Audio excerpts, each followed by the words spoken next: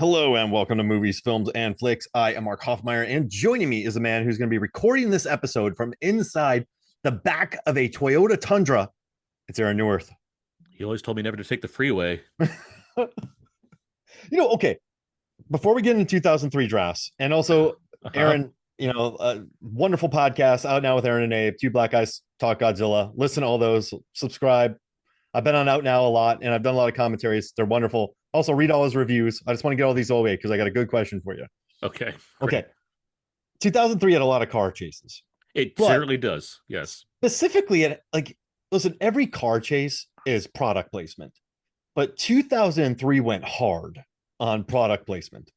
So I'm going to have you pick which one you think is the most impressive. The Toyota Tundra from Terminator 3, which I still remember being in a theater and going, I want one of those. Because that Toyota Tundra is a beast. The two Cadillac CTSs in Bad Boys 2 and Matrix Reloaded, the Mini Coopers from Italian Job, the H2 that plows through an entire neighborhood in Bad Boys, the X2 and X2, there's a Mazda RX-8 that gets a lot of play, and the 2002 Mustang Saline that gets chased by an Escalade in Hollywood Homicide. Which one of those, and there's also an Escalade that chases the cars in Matrix Reloaded as well. General Motors had a good year, but like, what do you think was the best? Like, what do you think what company got the most bang for their buck?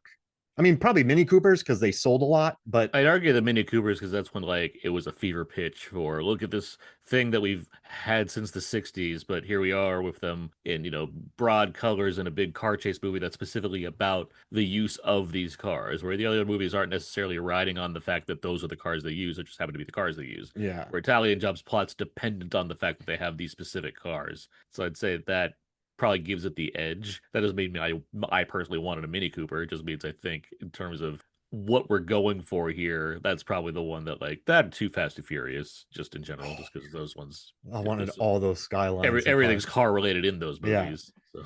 So, but like, I basically wanted a Mini Cooper if I became a thief, and I don't think I would ever do that. So, what other Okay, well, like? you want a Toyota Tundra in case you get chased by a TX? Like, I Yeah, mean, what are we exactly. talking about Yeah, I mean that's here? listen. That's Who more knows? plausible to Who you knows if than I'm? possibly having to ride a life of crime. I could be a futuristic general to this world savior. Or in I case don't. virtual ghosts start chasing you, you might need to get deal with an Escalade. You need a Cadillac CTS. Uh-huh. But the Cadillacs get a lot of play in the movies. The H2 destroys a village. Like there's a lot of Mazda RX-8, but I'm for surprised you're me, not pointing out the Michael Bay's own Porsche being used in Bad Boys yeah, 2. I mean, I'm just going with kind of what I remembered. I'm telling you, I watched all these movies, and in all of them, I was like, geez, this is a lot of product placement. But the only one I really wanted was a Tundra. Like I was like, that truck is pretty impressive. you're talking about utility at this point, and Yeah, like I'm not going to say no.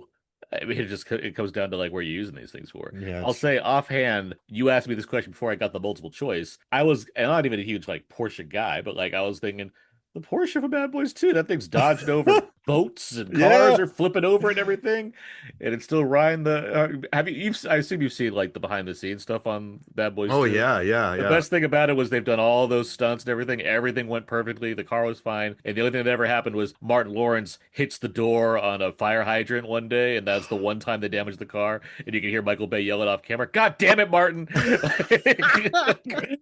He's such a yeller. we just did I this love whole it. car. We just did this whole high speed highway chase, and you fucking hit the door. You know, this is gonna sound also crazy about 2003. Like Bad Boys 2 had four chase scenes in it. And Yes, then Matrix Reloaded had a giant action one scene. big one. Yeah. And Kill Bill had an absolutely gigantic sword fight. And I'm like Rundown has a gigantic battle at the end. And I We're gonna kind of keep just spoiling all these like action but like scenes that I had to go. I kind of just remember thinking these are too much. I know I'm insane.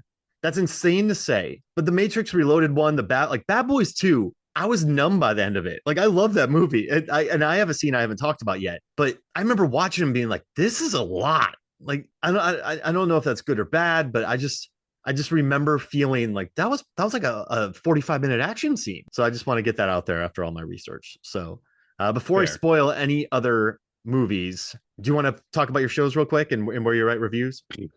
I suppose. When's this gonna drop, you think? A month or two, and Uh, it's August now. I asked that very specifically because I'm the co-host of Two Black Guys Talk Godzilla, where my friend and fellow film critic Terrence Johnson and I we talk about the Godzilla films chronological order. It's a lot of fun, and episodes released every 2 weeks, and it's great. The reason I'm asking this though is because in September, end of September, we will be at LA Comic Con of our own panel Oh, to present Two Black Guys Talk Godzilla live in oh, front of an audience. I'll release Uh, this before then. Okay, cool. Then you can do that. Saturday, September 27th, 2 p.m. Don't miss Two Black Guys Talk Godzilla live for the first time and maybe the last time. That's not true. We'll try to do it as live as we can because this is great. It's exciting news that Terrence and I are very looking forward to making it work. Do what we need to do. But yeah, that is also out now with her today, which Mark you already mentioned. We do weekly movie reviews with various guests, and we do commentary tracks every month as well. Lots of fun. Check it out. We've been doing it for way too long, and it's certainly always fun to do every week. And I am the writer for Week of Entertainment. All my movie reviews can be found over there. Love it. Thank you. I always Yep. forget to do that, so I wanted to make sure I got Fair enough. your mentions out because I'll be about an hour and a half into an episode. Like, hey, why don't you tell them about your show? So, all right, good. So yeah, go there, fly out, buy tickets. I'll do this a couple weeks in advance. No matter where you are in the world, just go to it and watch Very this live show. exactly. Yes. We can't pay for it, but you should do it because it's great. So what's your first pick, Aaron? And please take a really big one so I don't have to worry about and I can be weird. I'm gonna take I don't know. It's hard to say favorite, but like I'm gonna take the one that like definitely is like this needs to be mentioned. The open range final shootout. Oh yeah, good one. This is maybe the turning point for me when I started to like Costner more. I'm famously not a big Costner fan at all. Famously, Famously, yes. you go hard on Costner. If you ask other people about what I feel about Kevin Costner, I'm not a they know. But this is where he kind of got more into his and I give him things like Bull Durham and some of those early ones, not many of them. But in general, I'm not a big Costner guy. But Open Range, this is like his kind of turned more towards like crusty character actor mode, and that's what a lot of actors I'm not necessarily the biggest fan of tend to shine because they can act more and do less trying to be pretty boy. Regardless, Open Range has an all-timer of a shootout Oh in it. gosh, That and it's after you get a good 2 hours and change of buildup with Costner and Robert Duvall playing these ranchers and Dumbledore, Michael Gambon, Gambon. He's against ranchers. Dumbledore, He's doing all this. He's putting all this effort into he nearly kills what's his name, Luna. Diego Luna. Like he's been such an asshole the whole time. And finally, we get to like the breaking point where they're like, okay, we're gonna have a shootout now, and it's so well staged, and it's Yes. so like it's largely grounded in reality. Like there's one point where Costner does a little bit of pistol fanning, which is a pretty mythical thing as far as what cowboys do when you kind of like just keep hitting the back of the hammer on the pistol and keep shooting it. That's not a real thing, but for the most part, it's a really grounded fight where the guys are not far apart from each other, 10 feet away, and they're still missing. They're random shots being taken. People are getting plucked in the side and whatnot. Like it's not a quick, it's not shootout at the OK Corral, where it's like over in 10 seconds. This is a long staged fight sequence or Yes, it action or is. gunfight sequence where people are, they're The town taking gets cover. involved. The take how they're taking cover, they're reloading, they're using strategy to find out where each other is at various points. Shotguns are being used. Michael Jeter gets involved in his last film performance, I believe. It's just a really, really cool fight. And it starts so great when Kim Coates is like being Oh, basically bragging about being the you one that kill our hurt their friend. friend. And Costner's whole thing to Duvall was like, okay, the first thing we have to do is shoot their best shooter. And so he's like, "Are you the one that hurt our friend?" He's like, "That's me." Shoots him right in the square in the middle of the head. It's the best. Yeah. It's a whole thing. I love this shootout so much. There's a lot of like cool ducking and dodging, like where Yes. they're like where again they're not even taking cover. They're just like they know how. In the heat of the moment, accuracy can kind of go out the window. So you just see them like squatting in a minute or like trying to like hide under cows and stuff. It's just great. It's a great shootout. I love this thing so much. It's a real winner. There's a scene where it's like the camera's behind a horse, and then it goes from Costner to another guy, then down between a horse's legs and into Costner. It's one shot, and it's just gorgeous. It's not one of those we're doing a long shot just for the sake of it. it looks awesome. Hmm. And the way like that you have the guy hiding behind like a trough, I guess, and then you have the horse, and then you have Costner ducking around. It's perfect. It's and like the way that Duvall gets shot, then he hangs and shoots a guy through the building, and when the Yeah. townsfolk get involved and like one of the townsfolk gets shot, you're really bummed about it. And it's a man, yeah. There's no Yeah. like the movie it has a 7.4 on IMDb. Some like people love this movie because that gunfight It was was a awesome. well-reviewed movie at the Yeah, time, and it made triple its. It was a cheaper movie. It made triple its budget, unlike Horizon, which cost way too much and nobody wanted to see. But yeah. yeah, no, it rocks. It's good stuff. It's not on like without. I mean, there's maybe like European version, but not on Blu-ray. Still only on DVD. That would be a big seller if they did a 4K release. I think people would be Oh yeah, if jazzed they did a about that. 4K release, sure. Get Well, on man, it, Arrow. since you went creative, Uh-huh. oh man. Okay, old boy hallway fight. Ah, okay. Fine. Because okay, so back in the day, I was at Florida State, and I remember my buddy's like, "I got a movie." Like, you got a movie? Like, yeah, I got a movie. He also had layer cake for me. He just got movies. I don't know how he got them. He's like, "I got a movie." He's like, "We're gonna watch it. It's called Old Boy." I'm like, "All right." Holy mackerel! That hallway fight. I mean, just I was reading about it, and some people say it was 17 takes. Park Chan Wook said it's 15. During the behind the scenes making of it, they said that it was 16 to or 15 to 16 takes, but there was like 66 to 70 moves on it. They had to like cut everything to make sure the punches were like great. There's knife fights, there's stabs, there's it's a beautiful dolly shot. Everyone's tired. Choi Min Sik, like his boxing technique looks awesome. And what's crazy is that he purposely did 16 or 17 takes just to make sure the character Ode Su was just exhausted and drained. And the whole thing is just perfect. And I show it to my students when I know it's not like original to show that to them, but I love how just like raw it is. I love that they have built this long highway, like a hallway, and the highway. I almost went Matrix Reloaded, but it just feels not real, but it's just a beautifully staged scene. And like I love how there's ups and downs to it. When he gets stabbed, like Odesu gets stabbed, then he pops back up. And He then there's gets that stabbed one. and the entire room stops Yeah, for a second. They're yeah, like, and then he gets back up. are we done? Like, are we?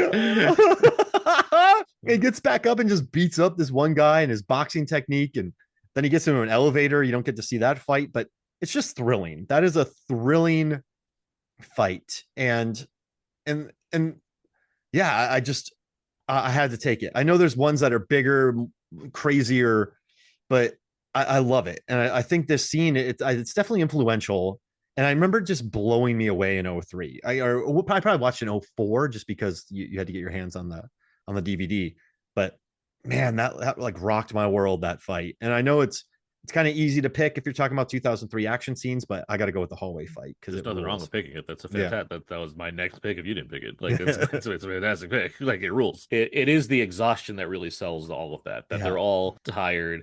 Like it looks obviously so cool, staged to be like a side scroller video game, and it just the music's great, and just the nature of South Korean filmmaking, let alone what Park Chan Wook is doing. Like it just looks fantastic, but it really is that sweaty element of oh my god, you're still going. There's this little like shaking their fists, like kind of getting ready, psyching themselves up to keep going. There's just so much little detail going on there that's awesome. It rules. It's a great fight scene. And I like you're right about the tiredness. And I know I talk about this a lot, but I was a bouncer for a while and I saw many fights. People are tired after 15 seconds. So Yeah, I love that they play like this. Like it felt very realistic and it's just funny. And the because technique, it's watch this. exhausting to fight. Yeah. Like unless you're a box, Yes. unless you're like going Yeah. into a boxing match, it's not like you prepared the day to go into a fight, and it's exhausting. Now I'm not calling him like Floyd Mayweather here, but if you look at the footwork that Ode Suyu, like his footwork is gorgeous.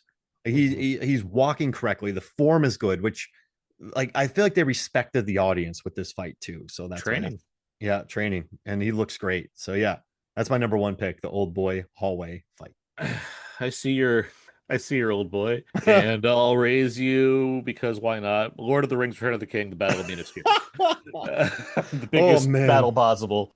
Obviously, the Lord of the Rings has a few things going for it when it comes to action sequences. I don't know if you heard, but the movie has a few things. The Battle of Minas Tirith, the big centerpiece battle. Take your pick. I mean, there's so many aspects of that fight. I was gonna try to narrow it down. Like it's like, well, there's that bit where like Miranda Otto kills the Nazgul, by stabbing in the fucking face. It's the best. I don't know if Zoom can pick up my Nazgul, right?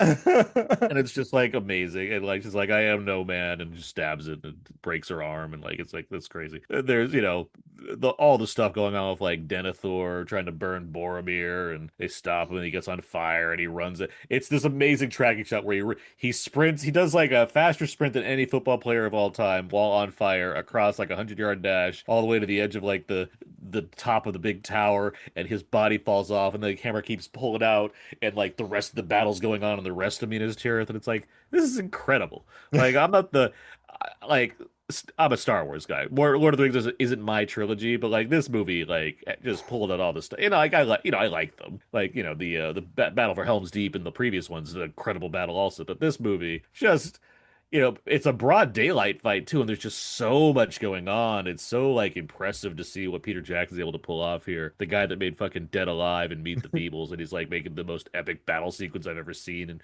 when it comes to like sword and sandal type stuff, it's so belabored as far as like more and more and more. There's the elephants. There's fucking pirate ghosts that come in and save the day at the end. I mean, it just the army of what Rohan comes in at one point, and just like The this is the charge.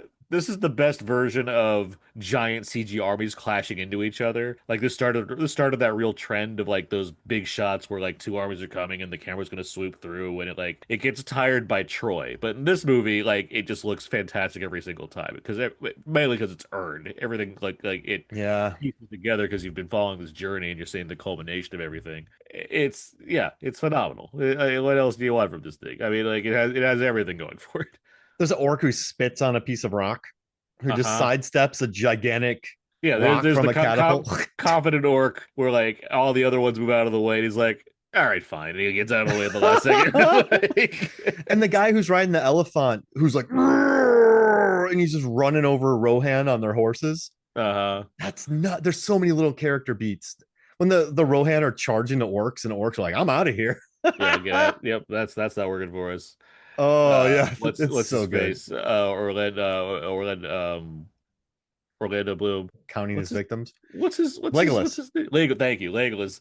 Yeah, he like goes up the elephant, like does all the kills all these guys on the elephant, cuts like the ties on the thing to get the saddle off of it, and like puts three arrows in its head and then slides down the trunk, and Gimli's just like that still counts as one. Like it's just there's so much great stuff here. Like Yeah, it's a huge battle. It rules. yeah, you got to talk about it. It's leaving that out would be silly, and Uh-huh.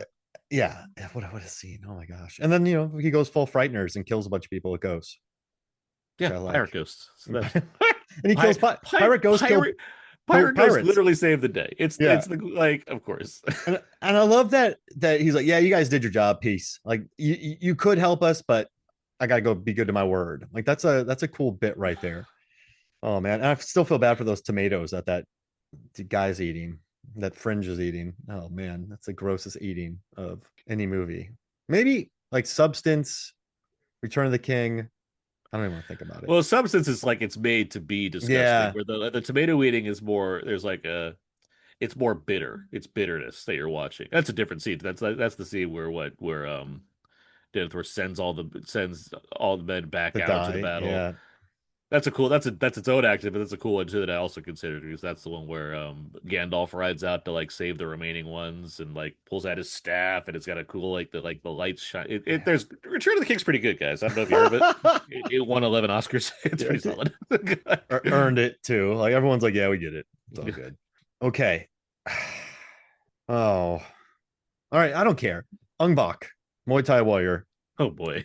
The chase scene. I know the final fight's incredible and the opening tree fight is great, but this is another movie where maybe '05, sometime in there, I got a DVD, Ong-Bak. And my buddy John, another friend, was like, yo, dude, you got to watch this. I miss those days. Hey, man. I remember when my boss gave me a VHS copy, I think, of like Donnie Darko. I was like, yo, check this out. But I remember watching this, and there's a chase scene where Tony Jaa, there's this circle of barbed wire. He jumps through it. They show it twice. There are these glass panes. He jumps through them. Then they show that again. He runs over people. He's jumping on walls. He's jumping over cars. He's sliding under SUVs. It is like there's While this, doing like the splits. yeah, doing the splits. There's a random scene where a guy's like, knives for sale, and a bunch of people grab knives. And in the whole time, you have this what Humle, his friend, and then Moilek, like they're just running away from this gang. And it's silly, it's funny, but Tony Jaa's athleticism. And so Very yeah, impressive. listen, I know Jackie Chan has always been athletic, and he probably could have done this, but I think watching Tony Jaa, he was like a panther. If that like when I watched Jackie Chan, I never like because he was Buster Keaton in it. I never thought Jackie Chan is like a panther. Like while watching Tony Jaa, I'm like this guy's unreal. Like sliding, jumping, and yes, it's a showcase for his skills. But Yeah, there's literally like when you look at those sequences, there's literally signs and stuff in some of the backgrounds of the scene saying Jackie Chan, you should work with us. Luc Besson, we should work together. Like there's oh little like really? yeah, you Oh, never noticed that? Yeah, no. there's little tips in some of those scenes in the like on the backgrounds that you can see like little things saying Jackie Chan, we should work together. Like it's Oh, and it's just a showcase. But I'm telling you, I just remember watching that and just going, this guy is unreal. And then from there, it just became must watch Tony Jaa stuff. And I even watched the sequels of Ong-Bak, and I was like, oh. But whenever he get where popped up in any movie, I was like, this is awesome. And you know what's great too? After this chase scene, he ends up in a bar and he has to fight three people in a row. He has to beat up a bunch of dudes in bars. And so you go from this beautiful chase scene to a great bar fight, but yeah, it makes me so happy, and just it's so silly the way it's set up, but his athleticism is unreal. So yeah, I got to go with Tony Jaa's chase scene in Ong-Bak Muay Thai Warrior. it's really cool. Like there's a lot of good action in Ong-Bak, honestly, obviously, but yeah, that's a really cool showcase for just what like we're getting out of this. He's very much, especially at this point, basically before the Ong-Bak sequels, where he does like he has like like a mental break, I believe, and then like he goes away for a bit, then comes back. And the thing I notice when he comes back is that he becomes funnier, or at least he wants to lean more into the fact that he can be lighter, a lighter presence on screen. And you can tell by some of his later movies that there's ones where he has a sense of humor, he gets to play comedic relief to some degree or what have you. Where these Ong Bak movies very serious. So as much as it's like Jackie Chan's movies, like you said, he's Buster Keaton. There's like sense of humor that runs through those films that's pretty absent in Ong Bak and The Protector and what have you. Not to the detriment of the film. That's just the style. That's the tone. So it's like Yeah, it's not the point. Although in The Protector, when you have a character constantly saying "I want my elephant," elephant. I don't think they're not aware that there's a joke there. But regardless, yes, these are really effective action sequences. That chase is really cool. My favorite bit in Ong Bak is at the final fight, which is pretty epic. It's like a tower fight. Like he's working his way up and up and up. By the time he finally gets to the top, after he's like follow these people, the main bad guy just takes out a gun and like shoots him in the shoulder. I'm like, fuck, what do you? He just worked his way all the way up there. Oh, what an epic fight scene too. And you know what I like about him? When I know there's stunts involved, but when I felt like that early '03 movie when he kneed a dude, or when people fell out of the trees. It Like I looked don't know like the it hurt. sustainability of the stuntman, and maybe the practices aren't great, but you just go, oh, Yeah, like, you just yeah. it wasn't until like the Raid movie started where I started to feel like I haven't felt that way since until the Raid movie started where I'm like, oh yeah, these dudes like these hurt. Like like I get that we're staging this, but at the same time, it's like this doesn't look like you got up easily if you weren't prepared for something like that. But yeah, Ongwaks, that's really the director Pracha Pinkau, he did The Protector also, but he also did Yeah. Chocolate, which I'm a big fan of as well. Chocolates, yeah, that's great. Yeah. That one take fight scene in Protector where he's going up the stairs. Oh Oh yeah, it's man. great stuff. But yeah, I just love the athleticism. And I had never heard of Tony Jaa. And so watching this scene, I just was so happy. And I mean, I don't think he was there comedically yet, probably for his performance. That's why he had what I wish I could pronounce his name, but the character of Humle, like he does the Yeah. heavy lifting. Yeah, that's why he wasn't trying to Yeah, sell himself on being a funny guy. yeah, That for sure. Yeah. yeah. What's your third pick? All right, what do we got here? Let's see. You're gonna take the gunfight from Malibu's Most Wanted, aren't you? I've never seen Malibu's Most Wanted, so Okay. and I don't feel bad about it. Let's see. What did I just take? I took Midas Tirith. I'll take a car chase, one of the many, and not the one you're thinking. That's right, Hollywood Yeah. Homicide, L.A. car chase finale. Uh, Myself. and a friend of the out now, Scott Mendelson, and I believe friend of the show, Brandon Peters, are all big Halloween Homicide supporters. I think this movie rocks. Yeah, I think it's very funny. I've always liked it. I didn't grow into liking it. I saw it in theaters, and I'm like, this movie's solid. And nobody else liked it. They thought it was the bane of Harrison Ford's career. And I'm like, no. If I ever got to interview Harrison Ford, Mike, I would be like, I would tell him that I have the sneaky suspicion that their character in Halloween Homicide is one of your favorites because he gets to play a cop and a real estate agent, and it's very funny to me that you get to play this kind of grumpy sort of character that's trying to sell this house on Mount Olympus while also solving a double murder homicide, and trying to make a deal with Martin Landau and Master P Yeah. for their house. And it concludes with a giant car chase where he's driving around his big stupid Cadillac, and then he has to get into like a little girl's bicycle at one point.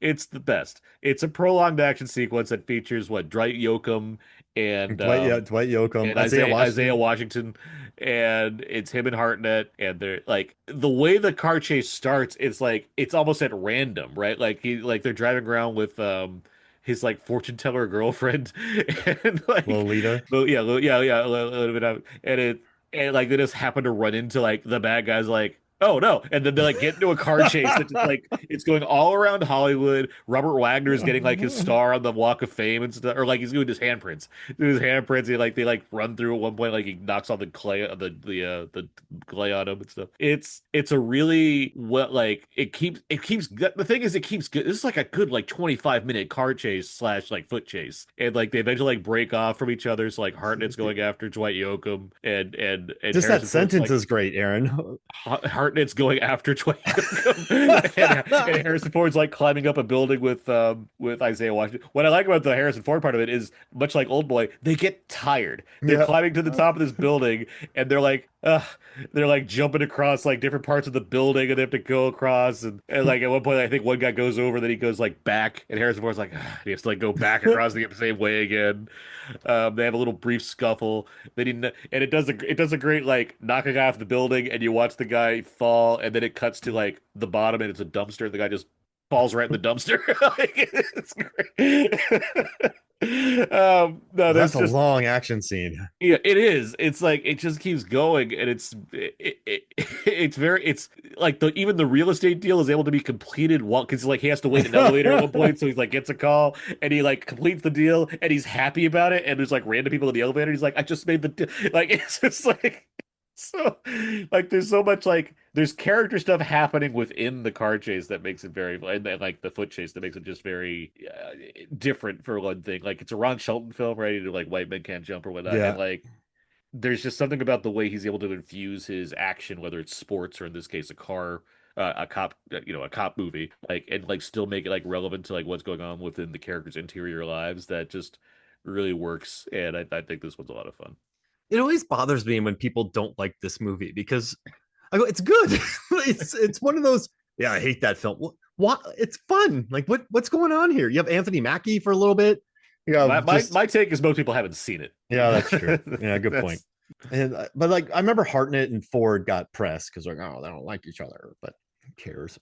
Hartnett was I kind of a butt from what I learned. Like on the faculty, he didn't want to cut his hair, and Halloween H2O, he didn't want to cut his hair, and Jamie Lee Curtis is like, what are you doing? But he just seemed like a guy who was pretty intense, I guess, at the moment. But I whatever. think he just didn't want to be like thrown into the pool of other actors that are all the same. Yeah, He didn't want to be thrown into a pool of Chris's or Liam's or what have Sam's you or Jai Courtney's. that are all like the same brunette haircut guys that are teen Yeah, heartthrobs. I think he wanted to act, and yes, therefore it makes him seem stubborn to like want to stand out from the rest of the pack. And meanwhile, it's not like Harrison Ford is Mr. Charitable when it comes to like how can I express myself yeah, openly to yeah. everybody. Like, so yeah, I'd imagine much like most of his co-stars that aren't women, probably not the best working relationship, or at least not one where like we're hanging out afterwards to get beers. Like they're probably they True. go to the trailers and do whatever. And they come on set and they do their lines. Like that's it. Yeah, and that's a 2003 is the year of the long action scene. I'm just saying it. There are a lot of them, a lot of long ones for sure. Okay, Too Fast, Too Furious, Yeah, boat jump. the boat jumps what you're going for. Listen, it's my favorite Fast and Furious movie. Well, where? Uh, on Deep Blue Sea, the podcast, we just had Maria Lewis, author. She's making a shark movie. Author. Her favorite one is Too Fast, Too Furious. So I got some backup on this. But this is the thing. Roman and Brian are these. This is the best friendship of the franchise. Shortly before this boat jump, the two of them are fighting these guys, and it's just Roman and Brian just stomping on a dude. And in the Yeah. commentary, Singleton goes, "Yeah, that's like." He's like, I had to toss that in. That's like a classic like beatdown. That's a street fight beatdown that they're giving this guy. And it looks awesome. And then they get into this Camaro, right? They're in this awesome Camaro. And they both kick the windshield out together. And then they're driving. And he's like, you ready for this, bro? Yeah, bro, I'm ready. Bro, you're crazy. He's like, this is some real Dukes of Hazzard shit. And then they jump. It's an amazing jump. They land in the boat. They're too injured to do anything. Yeah. They're just stuck. And so, I know Cole Hauser gets shot, but then it's up to Eva Mendes to save them while they're stuck in the car in a boat. And it's just such a human, funny, like they're so good together in this movie. You just the two, you could tell, you just feel the two love each other. And Singleton is such a great director. And I should have picked this number one because I have like goosebumps talking about this scene. But this Too Fast, Too Furious, Suki should be back. You bring in Tej, you have Roman. Like, even Cole Hauser, the way he plays it, he's pretty fun in it. He's a fun villain. The rat scene, the anime influence, this movie rocks. And this boat scene is incredible. And it makes me very happy. You don't have to convince me to like Too Fast and Furious because I like it plenty.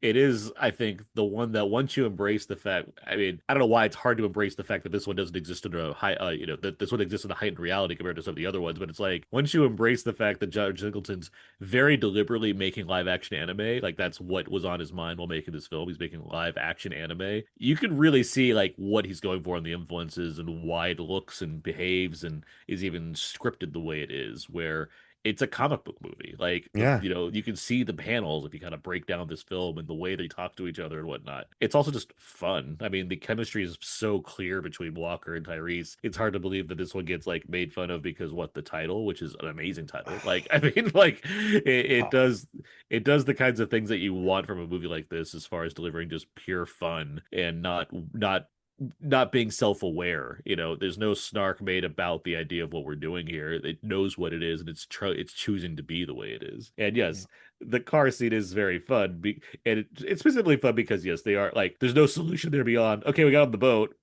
we now what, like what else we got, Yeah. like that's it. I do like that a year later Starsky and Hutch comes out and they go over the boat, that Yeah.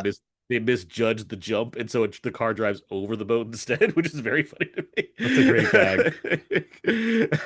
But no, Too Fast and Furious. Yeah, good shot. And also their fight scene too, when they meet after the demolition derby, it plays out pretty real because Roman drills Brian, and then Brian just starts using jujitsu on Roman, and they're like, "You fight like shit, bro," and like they're just No, punching each other. yeah, And the asides they're giving each other as they're fighting is very fun. I had that and the first race for the oh, I movie on love my that. list, where Brian Suki has rules. the one time Brian has the Skyline, which is the Yeah. best car in the movie. And But when he enters that fight or that race, uh-huh, John Singleton made sure that his exhaust kicked out like he was a bull uh-huh. because he's the bull of the race. And so when he hits his exhaust, it comes out of two areas like a bull.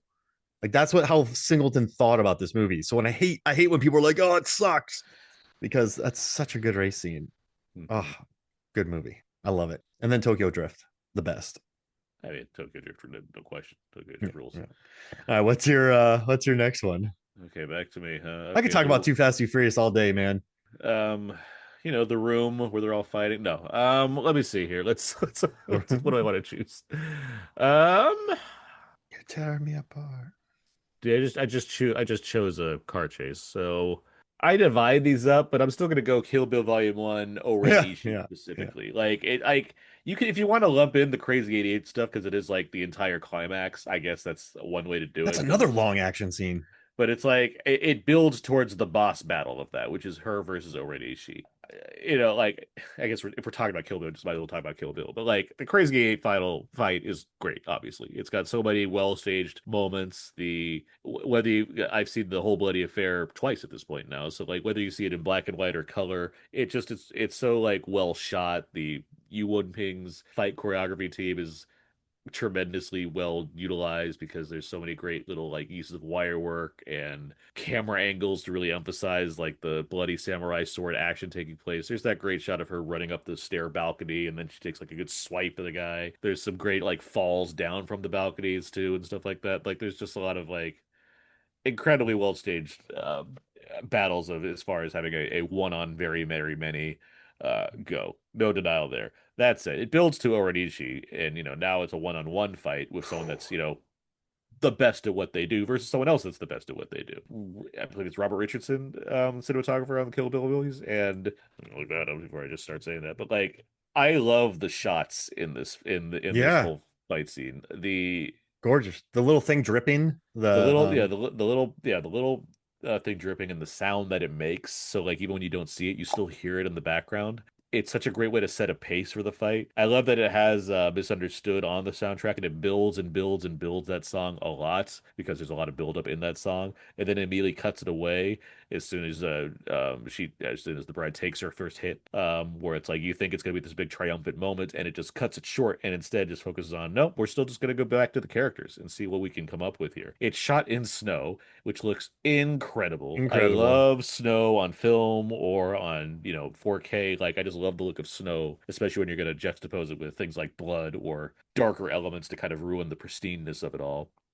It's the attitudes of the characters are great, where you have Uma Thurman who's clearly determined to just do this thing, and she's going to win. It starts with her fighting the second person on her list, but you have Lucy Liu who begins as cocky and then kind of reconfigures herself to have respect for who she's battling, and so right there you just get this great like look back at past samurai films of the old days where it's not about the speed at which or not about the number of moves at which you can do to look all elaborate but more about the honor and respect and the brevity of some of these fights because it just takes a slash to basically kill you in the right place. It's incredible. It's a fantastic like for a film like speaking of comic book movies, for a film like Kill Bill, which is Quentin Tarantino's ultimate comic book film, it does a tremendous job of giving you this kind of epic final battle for the first part of this two chapter or two movie saga. So I agree. it's great.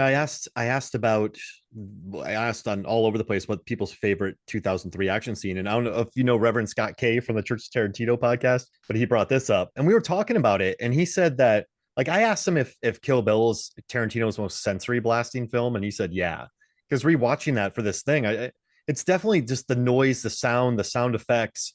Like his films really use everything. Sound is very important in his film editing, but just it's such a like, between the animated sequence, between the color changes to keep the film R, it's a really interesting and like vibrant and sensory blasting experience. And I'm glad you mentioned Lucy Liu because she's in Charlie's Angels Full Throttle. This was like my peak year of Lucy Liu crush was this year because she was just like awesome. But like yeah, no, she's awesome. Like I love her in this movie. And when she finally gets her head scalped and then the ice and just the shots, it's gorgeous. And Uma, and I was watching, I was talking to Megan while we were watching it, my wife, and I was like, what? How did Uma not get? I know it's an action film, but like this is an Oscar-winning performance. Like the physicality of it, like this is an incredible performance. So yeah. I thought that because I prefer two. I could watch two Oh all yeah, day, yeah, and I like this. There's so much character work in two. It's just like yeah. it's surprising that it goes home empty-handed. But then Madsen was again, so good. every other Tarantino film since gets multiple nominations. So like, True. what am I gonna Yeah. do? He's doing okay. He's doing fine. Yeah. Okay. Oh, that's such a good fight. So I'm gonna switch from that to the Laura Croft Tomb Raider, the Cradle of Life. Okay. So Laura, she's on a jet ski. She goes underwater. She goes to this Oh, ancient okay. temple. Got it. Laura Croft, Angelina This is the beginning of Jolie. the movie, right? Yeah, and she's like zipping around. She has this awesome like she's like Angelina Jolie. Like you look at it now and you're like, geez Louise, with like the inflated boobs and all that kind of stuff. It looks a little ridiculous, but like like Jolie's just owning the part. And there's this underwater scene where they're in this temple, and anything with an underground treasure temple, I'm on board with. Obviously. And then it begins to collapse, right? And so she's like, okay, I'm in this deep underwater. It's a crumbling underwater temple. So she's swimming. She has to swim to the surface, which is absurd. But she cuts her arm. She's like, you know what? There's a shark down here. So she cuts her arm. Shark comes up to her. She punches the shark in the nose. And the shark goes, ugh, like just, ugh. Then she rides it to the surface. And then the shark drops her off. She's underwater for like 66 seconds. The shark just cruises away. but it's such a crazy scene because you're in this underwater temple and then she just punches a shark in the nose and rides it to the surface. And I've never forgotten it. I do, for a movie that I have very little memory of, I do remember that scene pretty specifically, mainly because I remember the movie opens with, I believe, a big fat Greek wedding, that gets interrupted by like an earthquake or something like Mhm. that, and then like next scene, like Laura Croft's on the scene. But no, yeah, I do remember the shark punch for sure, and so it does not surprise me that a film that features both jet skis and shark punches in the first 10 minutes is making your list. That makes a Yeah, lot of sense. yeah. Should have been number one. Running theme. Yeah. It's- All these should have been number one. But I just love it because when you're sitting in the theater, Mhm. because I never played the video, I don't know if she punches sharks in the video games and rides them, but I see this shark and I'm like, what's gonna happen? And then she just punches it in the nose, and then it's like cool, like it's like an Uber. But like she doesn't pay it, she just punches it into submission, and then it's like, all right, cool, I'll give you a ride. It that movie gets an automatic 3 stars just for that scene. So yeah, I'm gonna say that because it's absurd and I love it. So that's my fourth pick. Okay. I am gonna go with X2 colon Yeah. X-Men Oh, United, a film that was promised already from the start to give me my favorite X-Men character, which is Nightcrawler. And it opens up with just an epic use of oh, Nightcrawler's abilities. X2, I still think, is the highlight of the X-Men franchise. yes, It easily.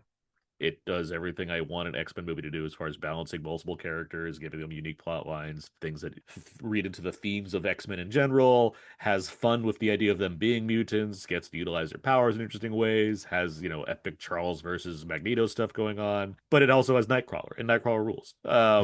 And this whole the first opening sequence where he's in the White House and he uses his teleportation powers to basically take down the entire Secret Service and nearly assassinate the president. It's wonderful. The use of classical music's fun. You get those little shots of like cameras going through like peepholes in the doors and stuff where it's like, look, we have a budget this time compared to the first movie. So you can like show the special effects. There's a use of slow motion that's really well staged. I'm well aware that it was not the easiest shoot for X2 to say the Mm-mm. least. And Wonder why. it's an open secret. I remember even like movie reviews would even be like noting that like reportedly chairs were being thrown around sets and angry paid times were happening and whatnot. But regardless, the results speak for themselves as far as the movie's goodness goes. There's other action in X2 that's pretty great The too, but Death Strike fight is great. The the Berserker Rage in the mansion with Wolverine is just Berserker Rage of the mansion of Wolverine. Mystique flicking people off is great. That's a good. Yeah, there's plenty of good like Yeah. character beat moments for sure. But yeah, the Nightcrawler fight versus the White House is just really good stuff. I was interviewing Uwe Boll, and he was making a movie in Canada, and I guess one of the X-Men movies was filming next to him. Uh-huh. And he said nobody was ever shooting on it. And while they're shooting, some of the crew members were like kind of wanting to go over to where he was shooting. Listen, X2 is way better than any in that movie, but they had to move fast, and so they were just shooting a lot for Alone in the Dark, I think. And so crew members were kind of jealous because like, man, you guys are really shooting over there. You guys are moving. And then you look over at X, like whatever X movies filming, like nobody was doing anything because of all the set stuff. But I Mm-hmm. remember that story he told. I thought was kind of funny. So That's funny. yeah. All right. Bad Boys 2. And Yeah. Which one? well, okay. So I had to do this assignment where I had to count every explosion in Michael Bay films, and I had to rewatch Bad Boys 2. And I completely forgot Yeah. that there's a chase Uh-huh. from a mortuary Uh-huh. where the bad boys are chasing this guy, what Tapia is using cadavers and Johnny coffins to Tapia. smuggle drugs, and they're following a vehicle loaded with dead bodies, Uh-huh.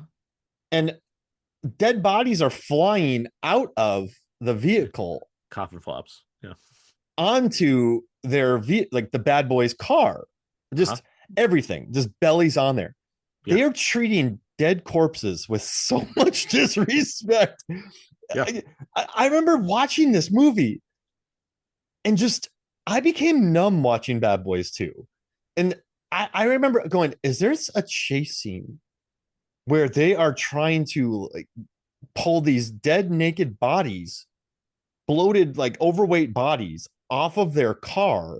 And then it goes to a train fight, which is pretty great.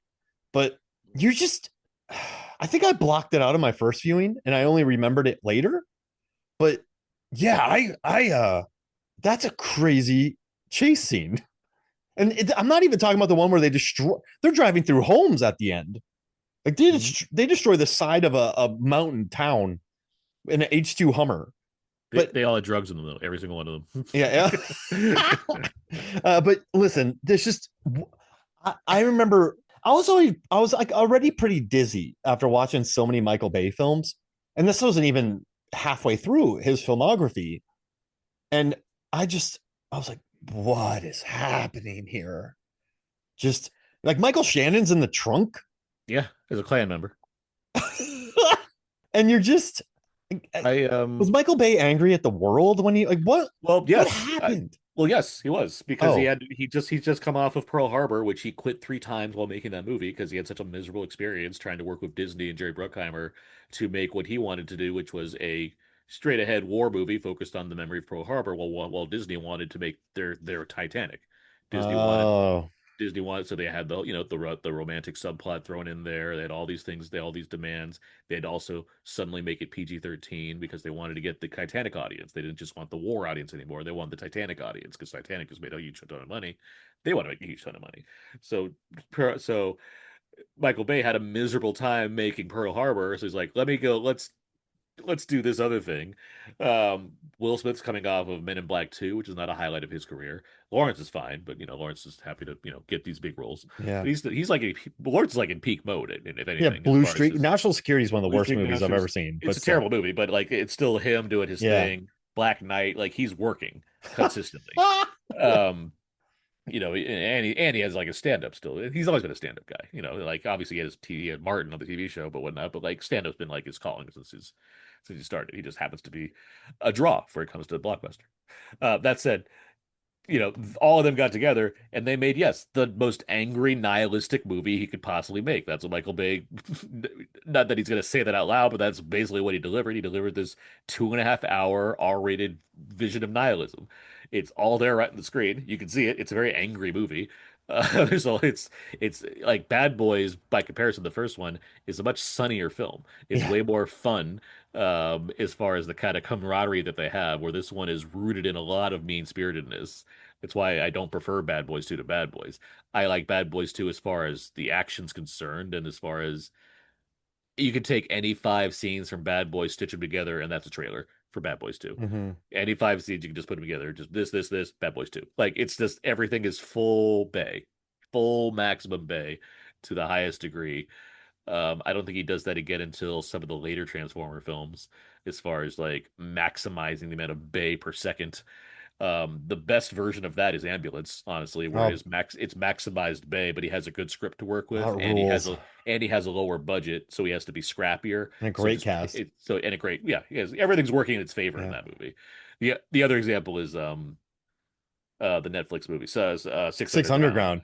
which Whoo, that's a had messed up film. it is, and it's also, again, very mean-spirited in a lot of ways. It's very nihilistic in a lot of ways. It's maximum bay. It has very unique act. It has very good action. It's unique action. It has, Franco gets destroyed. he does. It has a way too long Parkour. car. It has a way too long car chase at the beginning. Yeah. But yes, the Melanie parkour Laurent stuff. is an Melanie Lawrence. assassin. There's that big magnet boat thing that's going on. Like there's a lot of creative stuff that shows what he's doing with a big budget. But then when you have Ambulance, you strip away so much of that budget and just give you raw character stuff. That takes it back to like the first Bad Boys and the Rock Yeah. days, where he's fighting with his back to the wall and doing whatever he can. But yeah, Bad Boys 2, the body scene, it's like, yeah, Oh, that's about as bleak as it gets in terms of like the kinds of stuff you let an action filmmaker can do on a huge budget and I, get away with. I don't think in when it comes to this type of film with this type of budget, Mhm. this scene might be the most disturbing I've ever seen in a film with this kind of budget, being what it is, if that makes sense. I can't I know what you're think saying. I I don't think even when I was 21 watching this, I went, gee, like what is this is hot, this is heavy. Um, you could roll with anything, but yeah, this one just for a scene that's supposed to be played for laughs, I can certainly hear that argument. That's Yeah. not, that doesn't go unspoken for sure. Jeez Louise. All right. But yeah, that's my pick. I know we spent a lot of time on that, but I had to get that out of me because that was, whew, man, that's a gnarly scene. What's your next pick? How many of these were we doing? That was I don't like know, four. seven, then do a round. So I think I've done five. You're on your sixth, maybe? Are you on I your think fifth? I think that was four each so far, but Okay. Okay, then we'll so this do, this will be my fifth, I believe, yeah. because I got like I have plenty more, but I have like ones that I've highlighted that I want to make sure to Okay, mention. let's do it. So, all right, let's talk about the Matrix Reloaded and the highway chase. And there's a lot of Matrix. Like I have like three. Well, no, because there's two Matrix movies. I have like four Matrix scenes on here. There's a lot of Matrix stuff that we can talk about. Do we talk about the highlight? Yeah, let's. Because why not? Bernhardt fighting. It's the highway chase. It Yeah. rules. It's like I love that it doesn't even involve Neo. Like that's how crazy this fight is. Like Neo's not even a factor in this until the very end. Like instead you have Morpheus and Trinity trying to get the Keymaker away from everybody, and it becomes this just incredible fight where they fucking built a freeway outside of Oakland, and so you just have this continuous like nonsense. The Don Davis score is amazing in this movie, and the techno track that they have going for this is great. You get these signature moments where the cars are just driving and like slow-mo action happens. You get The Morpheus standing on a twins. bridge against the twins, and he like cuts across their car, knocks it over, and then oozes the gas tank and Oof. blows them up. You get Trinity on the motorcycle with the Keymaker doing all kinds of moves. I love that it's at first like, yeah, okay, that's practical. We just have a motorcycle, and then it's like, nope, CG tie, and we're like zooming under trucks and all these bobbing and weaving around the cars, and it looks incredible. They You have developed this. new camera rigs for this movie. Oh yeah, they Like, did. yeah. So They did about a new everything for this. They had Smith jumping on one car and leapfrogging to another car in slow motion. Oh my God. It's just Bernhardt fighting Lawrence on top of a on top of tanker. the Mack truck. Yeah. That's good stuff. Maybe an Watching Akira reference with the red motorcycle. it's absolutely a Nick Yeah. reference, but there's just so many like great beats throughout this thing. And yes, you get to the point where two trucks collide with each other, and it's going to be like the bullet time sequence of the first maximalized to like the greatest extent, and you're like, how's he gonna get out of this one? And then you remember, oh yeah, fucking Neo's here, and Neo comes in and saves him. Like it rules. Like there's so many like just great little beats about like this, and we all knew there was gonna be like a great highway chase. That was a big advertisement of the movie. Like we built a freeway, we have this incredible highway chase. You can't wait to see it, and it totally delivers. I love Reloaded. It's my favorite Matrix movie. It's always been my favorite Matrix movie since it came out. That hasn't changed. People can go suck a lemon if they have problems with Reloaded. I get it. Like, and it's not like it's leaps and bounds ahead of the major. Like they're splitting hairs, but I really liked Reloaded at the time. It just came out and hit me in all the right ways as far as what the Wachowskis were up to and what they're trying to go for. And on top of that, deliver just this kick-ass action movie for the summer. There's like three other scenes alone that I could mention that count for this list, but I'm just going to narrow it down to the highway chase because it rocks. The movie rules. The twins, though, they blow up every car except for the Cadillac. I just, They're really destructive. yeah. I love the idea of them, though. It's such an interesting step up. And also the fight scene that takes place beforehand, and then the whole scene with the Merovingi and Monica Vengeance. Bellucci and the code that like the lady eats that food. Like that whole sequence is just amazing. And I love that Neo has to get to them and he has to fly, what, 200 miles south or Yeah, he opens the 500 miles door and south? then like the door takes him to like South Yeah. America or like so, the like India or something. Like it's like he's away.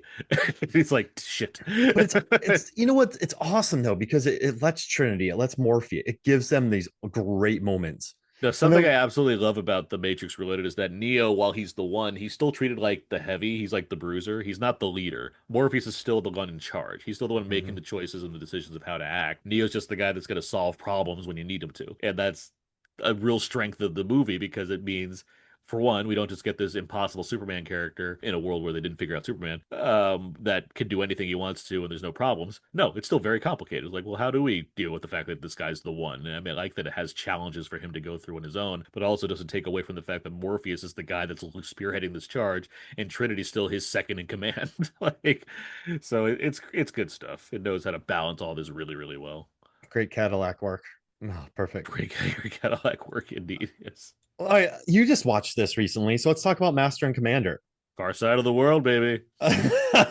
Between the battle between what the surprise and the art, how do you pronounce that? The French boat, Um, Acheron. I'm pronouncing it wrong. Aecheron. But that final bat. Listen, Master and Commander rules, yes. and man, it's good. Holy crap! Watching it again, the kid with who loses the arm, and just oh man, what a battle! Like this, it just boats are out there shooting at each other. It looks gorgeous. Russell Crowe's amazing. Paul Bettany's amazing. The entire cast you just love in that film. Who's the second in command in there? Oh, There's this what's his oh there's what's man. his name Oh, from James Darcy. James Darcy, yeah, Yeah, from just Billy Boyd being like a little badass. And but yeah, that fight scene is just brutal. How they shoot at each other, they shoot in the back, they board each other, and it's just chaos. And then they go downstairs, and then the whole surgeon bit. It's just I was talking oh, about this Out Now the other week because yes, I did see it recently at the Egyptian Theater in LA for its debut of its 4K restoration that they had. And so got to see it on the big screen again. It was wonderful. I hadn't seen it since theaters as far as big screen goes. And I know I've seen the movie a few times, so I know it pretty well, but it's been a minute and just seeing that final battle, which is like a good half hour, you look at Peter Weir as a director, and like this is the guy that made like Dead Poet Society and Truman Show. Like you don't think of him as an action filmmaker, and the stuff that they're showing is complicated. It's not just yeah, easy like back and forth stuff. It's chaotic. There's ships blasting at each other. There's people that you can only identify because based on the colors they're wearing, but even then it's like sketchy. But he has so much control over the chaos. You can really get to see like what's happening. It's crazy. There's all kinds of stuff going on, but it knows how to keep you from losing track of what's taking place. And I really admire yeah. that about this film. It's a really skilled way of handling a very intense battle sequence between people using swords and muskets and what have you, the little pistols. It's good stuff for sure. Uh, Russell Crowe Great in between this movie. Gladiator and Master and Commander. If you look at other actors where like in Gladiator, I remember distinctly being like he's Maximus, and I believe everything he's doing. Every fight that he won in Gladiator, I just went, yeah, yeah, I get it. Like Russell Crowe could do like I bought into that. And then this movie, I love the quiet scenes at the islands and all that, but like when he's in the action in this, like when Russell Crowe's in the action, he's so utterly believable. I don't think there's another actor that I can think of off the top of my head where between like Gladiator and this, when they're in the chaos, everything they do, you're like, yeah, I get it. Like he could do that.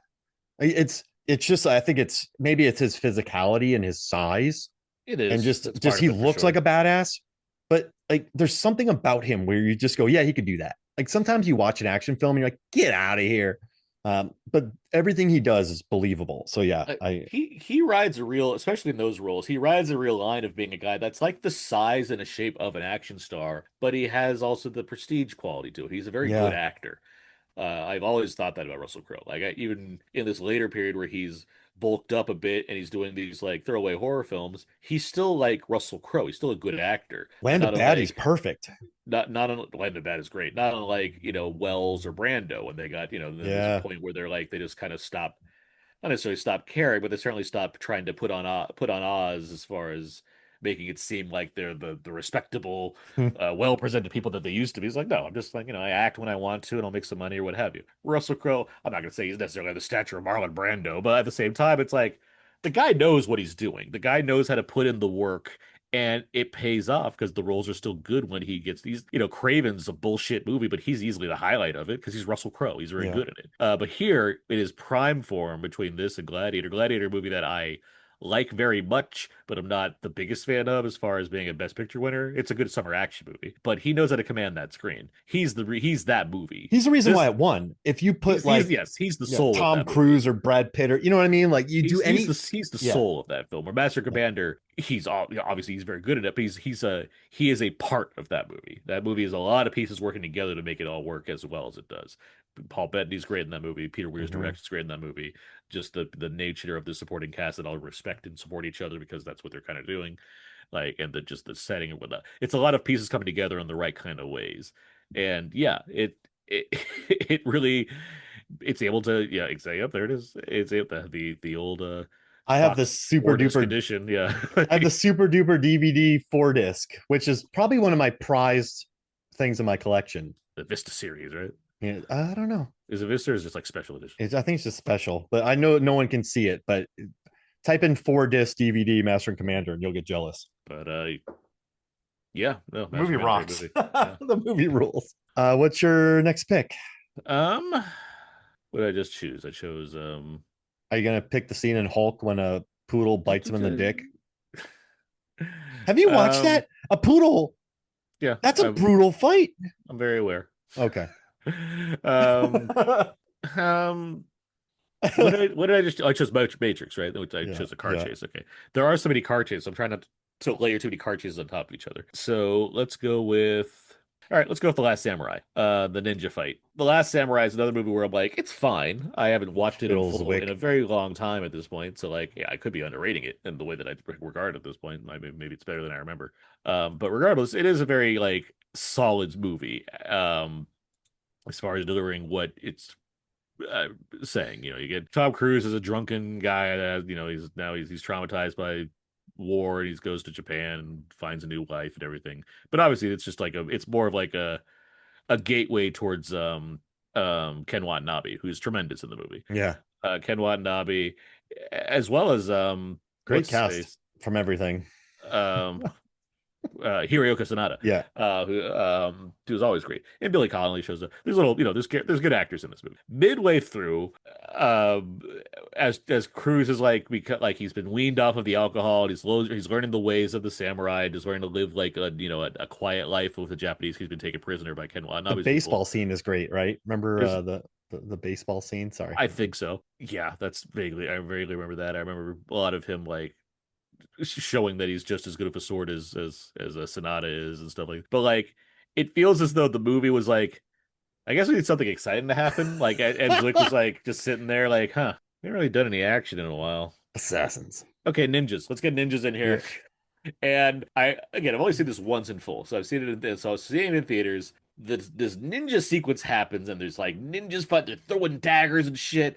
And Watanabe and Cruz and the others are all like they're all just on their toes, and they get their swords and they're fighting off ninjas. It's a kick-ass battle, and Ed Zwick knows how to stage cool battles. Ed Zwick's a guy that likes to shoot things wide so you can see everything. Thank God. And it just looks really. I just remember it looking really, really cool and being very intense. And like the music's all. It's like a lot of like Japanese drums and everything. It's Hans Zimmer doing the score. And by the time it ends and the drums just stop, I remember one guy that they're going, "Whoa!" And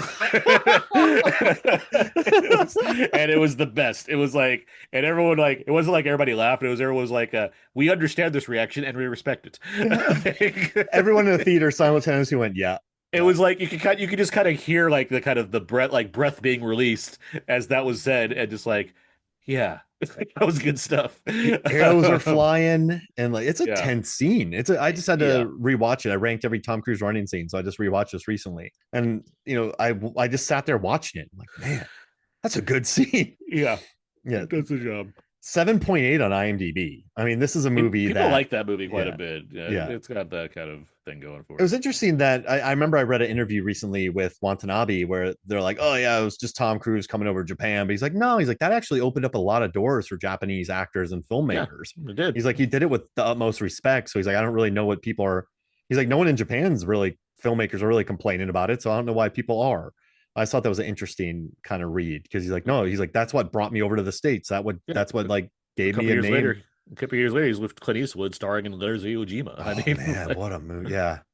I love Adam Beach should have won an Oscar for Flags of Our Fathers. I'm just putting it out there. And Smoke Signals is great. You just took me on a tangent that I went on by myself. All right, great pick.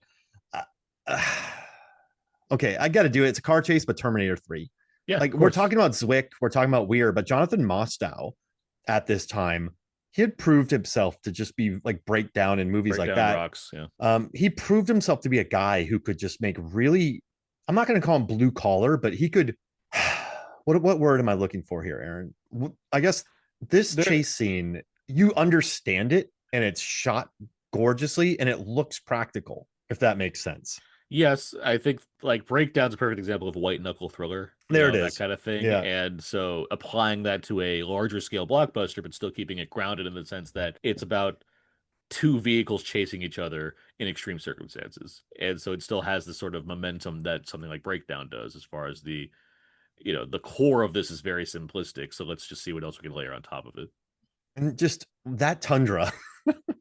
But I will say the scene I love is Arnold catches up and he catches up to the TX Hmm. and he drops this metal anchor hook through a manhole cover and it just causes this vehicle to flip. And it Mhm. just looks so practical and just so awesome. Like you're watching cars just get demolished in this scene. And it actually probably would have been fun to work on the second unit for this. So I covered this on this podcast with Tom, my buddy Tom Tresmer. He's an AD.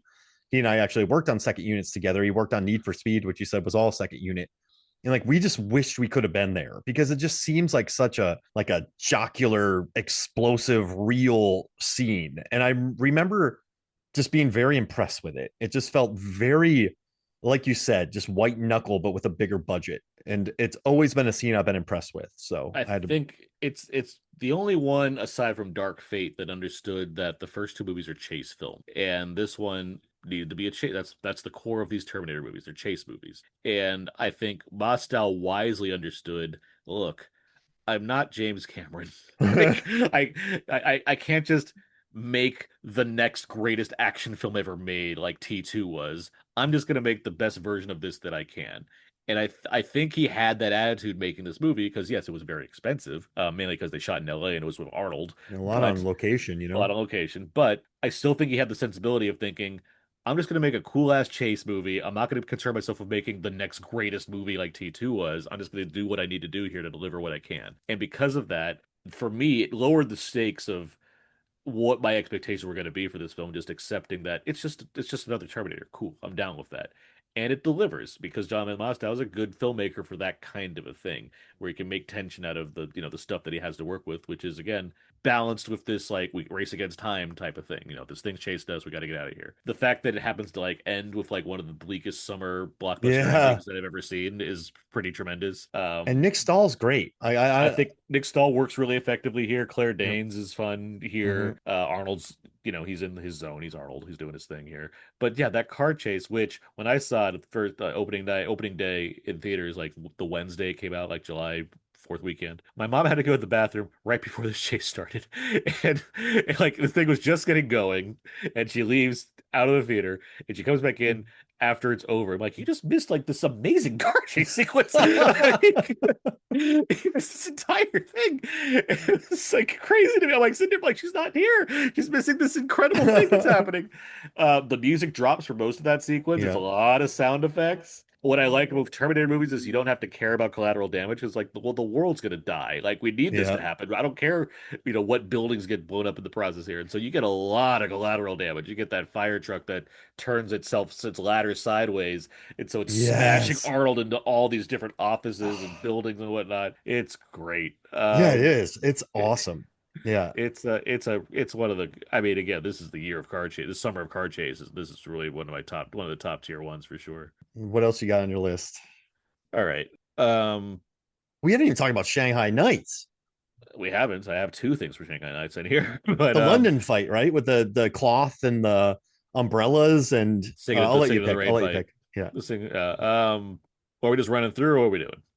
If there's some you really want to cover, I think I'm ready for a run through. But I'm good. I'm good. I'm out of my bolded ones, okay, so I'm ready to just throw the run through. you want to do three? I'll do three. Sure. Yeah, and then Oh, you do three. I'll do three. yeah. The opening of Cold Mountain. Oh Um, yeah.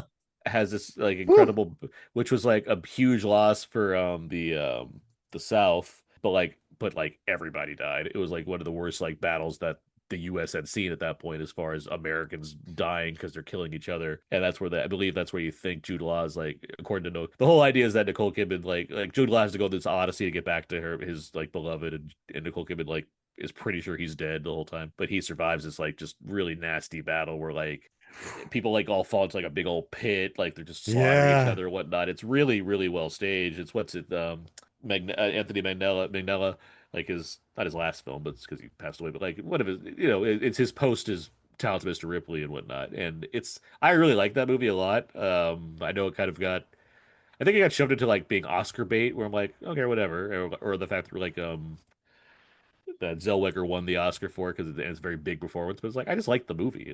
I like Odyssey type stories like that. And I think it's really solid. But yeah, it has a really cool opening battle sequence, similar Gnarly battle battle. sequence. Godzilla Tokyo SOS. I can't obviously I have to bring up Godzilla. Godzilla Yeah. versus Mecha Godzilla in this one. I believe there's two Mothras and Mothra babies involved in this fight as well. One of the main fights that happens anyway, where or it was Mothra. The thing with this one is that Mechagodzilla is being powered by the bones of the original Godzilla, and the bones are haunted now, and so Whoa. Mechagodzilla is acting a fool. And so it's up to like Godzilla, who's still like in anti-hero mode, and Mothra to stop this even more evil Mechagodzilla. It's a lot of fun, but there's like a big, it's a Godzilla movie. So there's a big signature fight where Godzilla and Mothras are like throwing webs and stuff at the at Mechagodzilla. Godzilla's trying to fight it. It's fun. Return of the King again. Sam versus Shelob, the giant Oh tarantula. my gosh, yeah. Where Rudy single-handedly at least bats away this spider. Doesn't really kill the spider, just kind of bats it away eventually, so he can save Mr. Frodo, who's been paralyzed. I remember the theater. I had to read these books, and I didn't think that Frodo was gonna like die 40 minutes into the movie. But the second like Frodo's like creeping around and the spider's right behind him, and he turns and Sheila like stabs him with their abdomen, the whole theater was like, like it's like it's over, he's gone. We just lost our hero of the story. It was just so like, oh my God, that's terrible. And then Sam comes in and saves it. It's like, oh, he's not dead. I'm gonna save Mr. Frodo and all that. But yeah, and then the fact that he comes with like pots and pans and a little sword and fights off, this giant fucking tarantula monster. It's like great, good stuff. That jump kick by that troll or orc is great too. There's some, yeah, Meat's back on the like right on the uh-huh. menu. Hmm. Oh yeah, that's a great scene. And yeah, I love that moment. Sam's the best. Okay. I'll do the chase scene from 28 Days Later. Listen to our commentary where I'm amazed that the movie's not 90 minutes. But I love the first chase scene where he goes into the church, runs away, and just, you know, great chase scene, very frantic. Great. The Final Destination 2 opening kill, the freeway crash, I'll count as like a action scene. That's very much an action scene. They Yeah. use the same guys that did the Matrix Reloaded highway chase is the same is that team. And I mean, So David yes. R. Ellis directed it. He's a stunt guy. So, I mean, you got to bring up that log truck. And then I'll do Pirates of the Caribbean, Curse of the Black Pearl, where Jack Sparrow arrives in Port Royal and he rescues Elizabeth, but then his escape.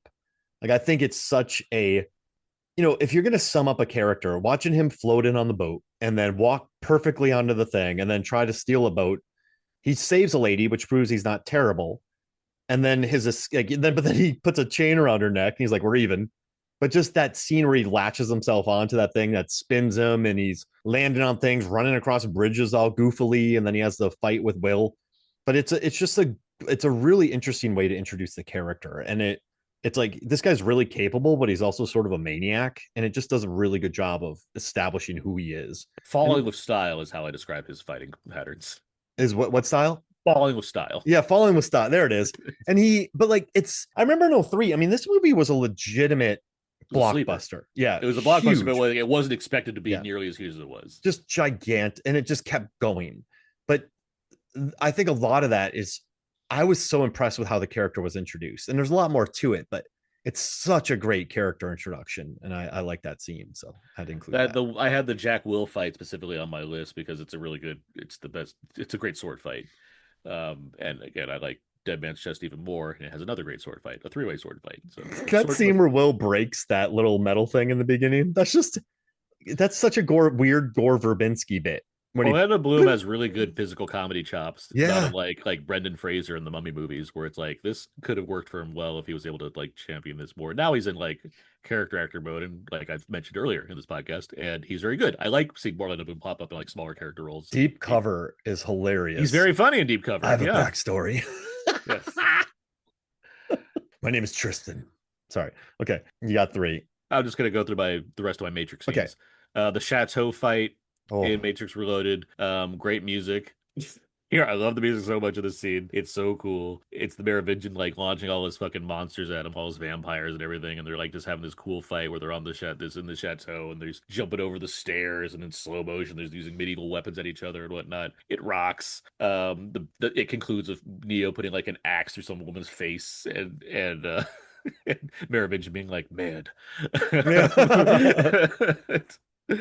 The Smith fight in Reloaded, the first one, the Burly Brawl, I believe we call it. Yeah, a lot of those. I know it gets criticized because like the second half of the fight basically becomes like just all CG, but I'm like I like that that's like subtext for the movie. Like it's not like the Wachowskis look at that fight and are like, huh, what happened here? Like they know what they're doing. Like they like the movie's commenting on itself where it's like this fight's so ridiculous that it can't even be real anymore. We're just gonna have fully CG Keanu Reeves fighting off a bunch of Smiths now in fully rendered in CG and like they make bowling pin sounds when they fall over. Like it's nonsense and it's like purposely nonsense. But even the first half of that fight's still really awesome because you have a bunch of fucking Smiths fighting one Keanu Reeves. It's great. There's so many cool shots. It's so well choreographed. It's good stuff. Then we get to Revolutions, the club scene, Oh yeah, where the club scene. you got the upside down fighters versus Morpheus and Trinity and Ghost, right? Yeah, What's the Ghost. name? Yeah, what's the name of that guy? Yeah, I Is know his who you're name talking Ghost? about. I see him, but I don't know his name because I just had to rewatch that for Is it something. like is it like Anthony Wong or what's his name? I don't know. I'm looking for it right now, but I know exactly who you're talking about. Persephone? No, that's Monica No. Bellucci. It's not the Oracle. It's not the Conch. Architect. Seraph. Seraph. Seraph. Ghost is like that's one of that's Anthony is Anthony Wong, but that's Jada Pinkett Smith's like her second in command. But yeah, Seraph. Yeah, Seraph, Morpheus, and Trinity versus like the upside down guys in the club. Great stuff. Just cool. Like it feels like it's like a throwback to the first movie as far as Trinity like running on walls and fighting people and doing the kick and stuff. Good. It's just a quick kick-ass fight scene in a movie that has like it doesn't have less action because it has the whole like giant epic battle between the Sentinels and the humans like going Yeah, on in the shooting middle up in of that epic Zion. shot of it going, oh, and then just getting lit up by the Yeah, when Henry Lennox gets yeah. and he has like and there's like the other not Henry Lennox, it's the other guy. Henry Yeah, Lennox yeah. is the asshole in the whole scene. The other one. The kid. Doesn't the Well, kid get there's the kid subplot, and the kid subplot's so corny, and I love it. I love when it's when the kid's like, "I never finished the training," and the general's like, "Neither did I." Like it's so ridiculous, but I really like it a lot. Oh, Like it what Nathaniel Leese, right? Mifune? Isn't Mifune, he? that's yeah, his Yeah, name's yeah. Captain Mifune.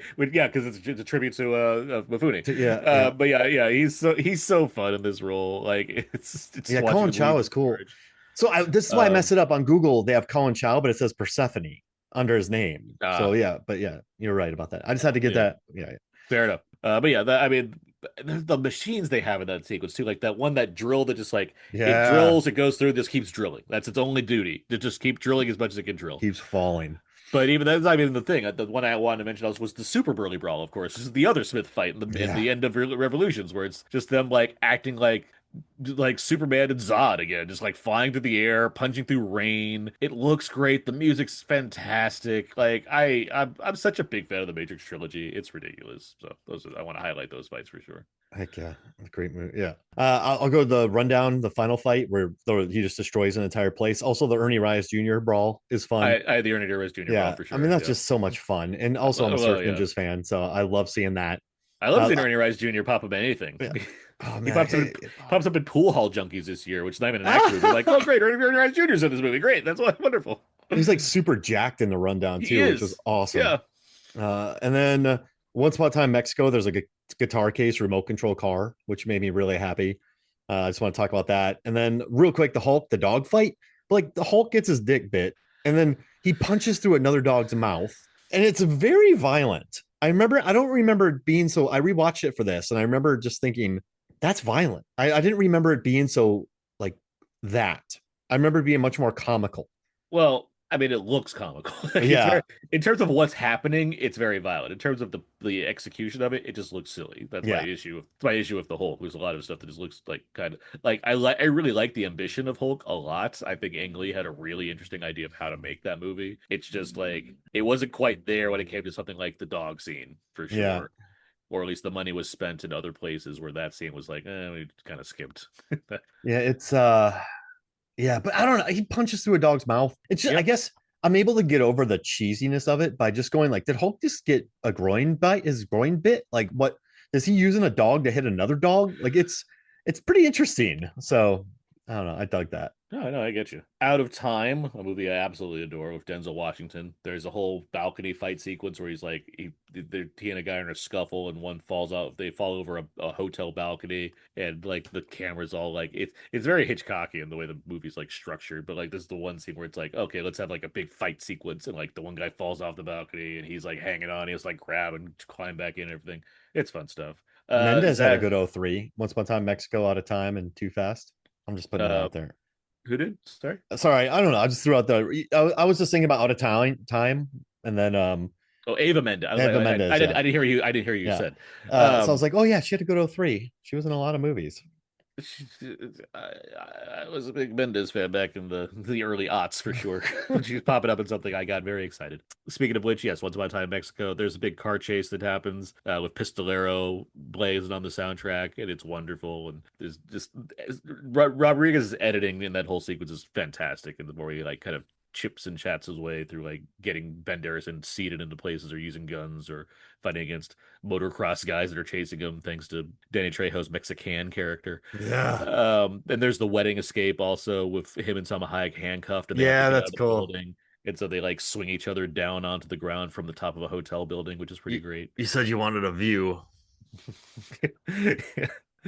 um, and lastly, Zatoichi, Oh the yeah. blind swordsman. There's a lot of cool fights in Good rain Zatoichi, fight. but Zatoichi's, of course, he's the one that's a man of efficiency. So it just takes one slash to pretty much take care of everybody. There's a whole fight in a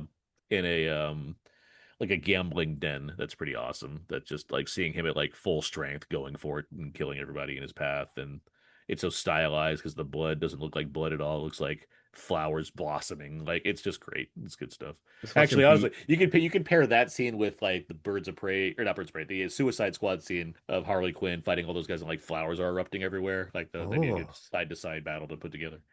Ooh, I like I remember watching that because I liked the movie Brother. So I was like, I need to see more from this guy. And Oh then yeah, I fucking what's his face oh my god, beat Takashi. He's Beat great. Takashi. Beat Yeah. Takashi. Oh, he has so many cool like Japanese gangster films. Yeah. Like there's just so many good stuff I he's was like, done. this movie's neat. I was like, I'm gonna look, and I watched that, and I went, this movie's cool. Yeah, I So love Zatoichi. Zatoichi was like, I get this and Kill Bill 2 in the same year. This is amazing. Like it's rules. I'm gonna drop a bunch here real quick. Yeah. Underworld. The only reason why is because you just have, oh gosh, who's this? Love Actually, the singer from Love Actually. Why can't I think of his name? Bill Nye. Bill Nye is a vampire who's battling a werewolf. Like Uh-huh. that's just it doesn't get any, like I'm like he's flipping a werewolf in the air, and I'm like, this is Bill Nye in a final You're not fight. wrong. That doesn't get any better than that because Yeah. that's basically the only good thing in Underworld. And then he gets his head sliced off in a cool shot. Daredevil, I mean, not the best movie, but the knee smash of Kingpin from Daredevil, that's probably like the one moment where you just feel the fight. It's a good knee smash. Yeah. Johnny English has a good fake fight where he's in a room pretending to fight a guy, but like he sticks himself against a wall with a chair and there's a fake choke and there's an orange like being shoved into his mouth and it's very good acting from our guy Rowan. In Cradle of the Grave, Go to the grave. Okay. Jet Li fights Tito Ortiz, Chuck Liddell, and Randy Couture, and I'm a big MMA fan. In '03, that was kind of big news because those were the three main guys at the time. So I remember seeing that and loving it. Timeline, nothing good, but it has a bunch of trebuchets. And then do you have a couple to talk about real quick? I just I have mentioned a plenty bunch. more still. Okay, Yes. yeah, do it. Freddy versus Jason, the final fight between Freddy versus Oh Jason. yeah, yeah. SWAT, which had I love SWAT. You're either SWAT or you're not. Hey, we did the commentary. We did the commentary for SWAT. There's a lot of cool action in SWAT, but I'll go with the final battle between Colin Farrell and Jeremy Renner on the train rails, Yeah. where they're beating each other up. Colin Farrell gets stabbed in the hand, still fighting. They knock each other over on the train tracks. Jeremy Renner's got him pinned down. Then slips it over. Then a train runs over his head. Bye bye, Jeremy Renner. Can't survive that one. Uh, it's a good fight. Renner brings National Lampoon Senior Trip brings it in that movie. It's at the 30th anniversary in September. I noticed that. Daredevil, I thought the bullseye fight is pretty fun with Daredevil at the Yeah. end, where he can eventually like he can Daredevil hears the sniper cocking his gun and firing, and so he's able to like pull Bullseye's hands just in time, so like the bullet goes through both of his hands, and it's like, oh my hands! My hands. Then he throws them out a window. We did. I mean, Bad Boys 2 still has other action scenes, but I do think the freeway chase is a big highlight with the Oh Porsche yeah. driving like under flipping cars and whatnot. and Martin Lawrence like Uzi's the dashboard inside the car next because he's too excited. He's like, shoot outside the car. And Charlie's Angels Full Throttle, a movie that I don't know if it's good or bad because I just haven't seen it many times. But the opening sequence has them like, I believe, like skydiving off of a dam, and there's like a tank involved and all kinds of craziness. And I'm like, well, McGee did not pull out the stops for this one, so good on him for this. Like this thing's pretty cool. Like Left Behind comes in there. I forget his name. Jason something. He's like a There- Irish guy, gangster, just and Justin Theroux plays an Irish gangster, and his theme music is the Cape Fear music from the Robert De Niro version. Like oh everything, my gosh. he's like a past flame of Drew Barrymore's character, and every time he enters the scene, it's the music from Cape Fear to indicate that he's on the scene, which I think is just very funny. Maybe that movie is good. I don't know. I don't watch those movies very often. People seem to at the time. I remember people like were like okay with the first one and critics hated it, but then like Ebert was like kinder to the second one for whatever reason, and I'm like, okay, whatever. I watched some of the fights again, and you have Crispin Glover, you have just And it's a lot Justin, of it's a and lot of wire foo, right? yeah, and it's it's so big, it's just gigantic, and the energy's huge, and Uh-huh. I think I love like the casting's good. Lucy Liu's great. Cameron Diaz is good. I remember Demi Moore. They're like, she's 40 and in shape, and you're like, what is happening? Uh, You're like, she's fine. Like that's the yeah, whole. she's normal, and then like that was odd, but yeah, yeah. I've always liked those movies. I always just felt like they had. I don't know why. Like I'm not.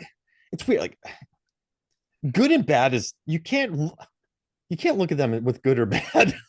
Yeah, no, I get it. Like Like I think that like they haven't released the second one on 4K yet. They released the first one, and I'm like, I don't need this. But if they release the second one and put it in like a double pack, I'd be like, oh, I'll buy this. yeah. Like if they do that, then I'm like, yeah, all right, sure, why not?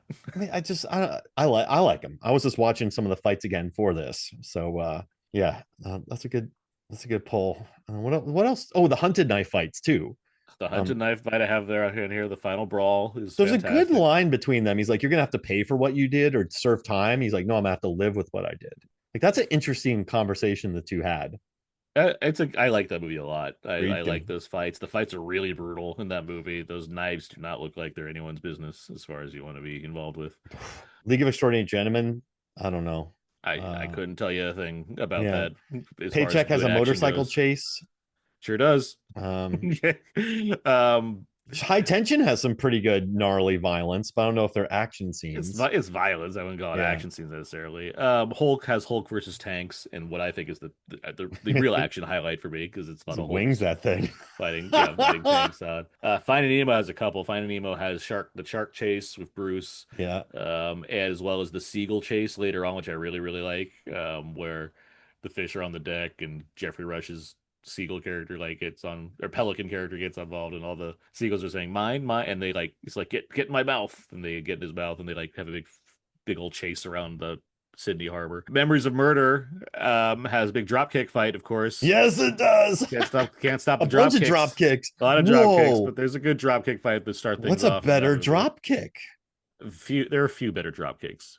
Just The in terms same of guy to drop and kicking in people, terms of man. context and like the fact that you don't necessarily expect it from that character. It's like, wait, he just drop kicked that guy. Yeah, that's amazing. And then the last, like, got the Shanghai Knights fights. Yeah, Singing in the Rain fight, which is very fun, very good, very fun homage. And Jackie Chan is being like, let's just have some fun here. Let's do this thing. And then Jackie Chan fights Donnie Yen in this movie. So I Yeah. mean, like, you get some good stuff out of Shanghai Knights for sure. And then on Movies, Films, and Flicks, I on Twitter and Facebook, I asked people. Jason Rainey loves the Ernie Reyes Jr. fight in the Rundown.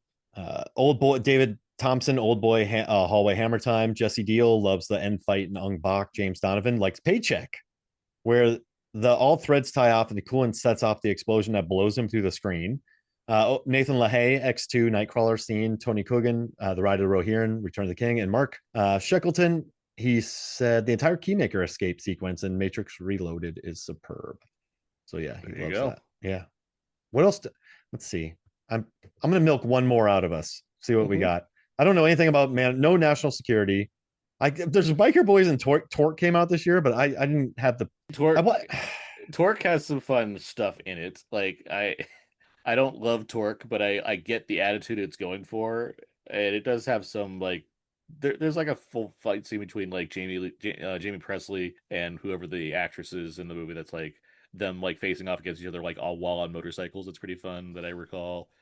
Adam Scott plays a Yeah, looks, FBI yeah. agent who looks like he's 15 years old, and he believes he's in a Hummer, and it like gets like it like flips over at one point, and then like it flips over and like it's moving, but then it lands straight down, and like all right, but yeah, I don't have any other memories of Yeah. Torque. Bulletproof Monk, you have some good Sean William Scott There's some action. wire work in Yeah, there. some Yeah, wire work. Tears of the Sun is just an action film. that's just all action, right? It's like pretty Yeah. much like the nonstop shootout in that movie. Many people get murdered. Antoine Fuqua just went for it on that Mm-hmm. one. A lot of people died. The core, no, there's not much. But there's not the core rocks, but there's not like action in that movie. Yeah, yeah. Like, Yeah, I don't know, but this was a good year. I had a lot of 2003 movies on my wall. I remember I had, what did I have? I had like I because I knew people at theaters, so I had Tomb Raider, I had Pirates because I was still living in Tallahassee and like a horrible home. I had a Daredevil poster. I don't know why. I had a Once Upon a Time in Mexico poster. I was like 8 foot high, the huge ones. It was on my wall in my house for some reason. I don't know why I had it, but I had a lot of 2003 posters on my wall in my horribly dirty place I paid $240 a month for in college. mhm. So yeah, it's like I had a lot of 2003 action movie posters on my house wall. I know you wanted to know that, Aaron. I did want to know. All right, well, I'll get you out of here. Also, Malibu's Most Wanted, though. There's a scene where he thinks it's fake, and he takes these guns and he starts shooting, and he's just up there shooting. He's like, "This is real," but then there's a whole funny bit about a game cast, so I had to chuck that in there. Also, City of God has some gunfights too that are pretty good. I mean, that was 2002 to me, so Oh, was I it? Oh, didn't okay, count it. fair enough. Yeah, because it got Like released. All right, rough. well, Aaron, we did it. We did it. We covered a lot of 2003. I'm 2010 very. next, or do you have a year you want bet more? If you want to do 2010, let's do 2010. All We'll right. find where there's action, there's a way. All right. Well, hey, listen to Out Now with Aaron and Abe. Two Black Guys Talk Godzilla. Go book a ticket now. Fly to Yeah, fly to LA. California and watch this panel. It'll change your life. They're going to talk Mhm. about Godzilla 98. We're, we're not going to talk about Godzilla 98, but we'll talk about other Godzilla movies, that's for sure. We're only in the Showa era still, so we only got those. But Shin Godzilla does come out soon. We'll probably have things to say about Shin Godzilla as well. Movie rocks. Yes, it does. But yeah, thanks, Mark. This was very fun as always. And yeah, we'll get back. And I appreciate your time, man. We'll Yeah, for talk sure. soon. So for me, All right. Mark Hoffmeyer, for Aaron Neuwirth, this is Movie Sons of Flicks. We'll see you next week.